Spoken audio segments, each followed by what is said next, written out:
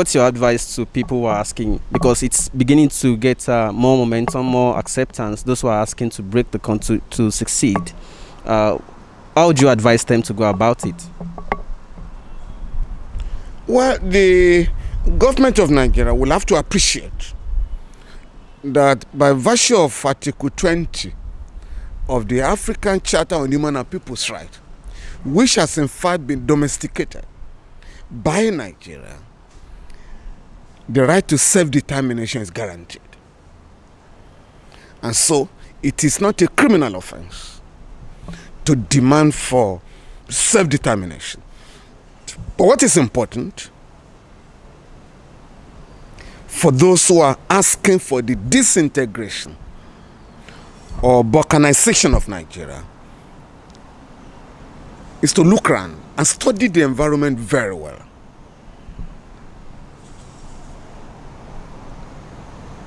And particularly the African experience. And take cognizance of the interests of the totality of Nigerians. For me, it is very convenient for the three major ethnic groups in Nigeria to talk of, oh, we're going to stay on our own, we want to go. You also have to recognize the fact that there are about 250 ethnic groups in the country. And so we must carry everybody along so that you don't have a lot of wars, which has been the experience with some African countries. Today, Somalia is the most homogeneous country in Africa. Over 85% speak the same language, the same culture, the same religion. Yet, since the 80s, that country has been involved in a number of civil wars because members of the ruling class, cannot agree on the way forward for the country. Sudan broke away from Northern Sudan in 2011. Again, the country has been fighting a war. And when you look at even smaller countries in Africa, you will appreciate that in spite of the monumental challenges confronting Nigeria, some of those countries are not doing better in any area of human development. So you must recognize the fact that even here, among the ethnic groups, some subnational groups are simply saying, we're not going to go along with you.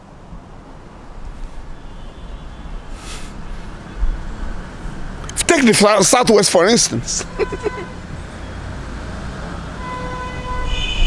The indigenous people in Lagos are saying, we're on our own. If you are going to break up Nigeria, we will not go with you. You also have the Ijaw people in Ondo State saying, no, don't force us to recite the Yoruba anthem. So you have to take all this into cognizance. But what the federal government must realize is that you cannot force unity at all cost. And so Section 2 and 2 of the Constitution, the Section 2 of Decree number 24 of 1999, that prescribed that Nigeria shall remain an indissoluble, an indivisible entity, is arrogant. Those who put that there are simply arrogant. Those who are asking for a breakup of the country must be persuaded by the government. The government must enter into dialogue with them. You must enter into a meaningful dialogue with them to convince them why it is more advantageous to remain in Nigeria as opposed to balkanization. But you can't wage a war on a people who believe that they are entitled to separate from the country. I've therefore continued to insist that the government must engage all separatist groups in the country. After all, the federal government had entered into dialogue with militants, terrorists, and bandits. And so what prevents you from also sitting down with the young people who are asking for their own countries? What other countries do is to allow referenda regularly. Even the former colonial master of Nigeria, the United Kingdom, allows, referendum from time to time, at least for the people of Scotland. In Canada, the people of Quebec are given the opportunity once in about 4 or 5 years.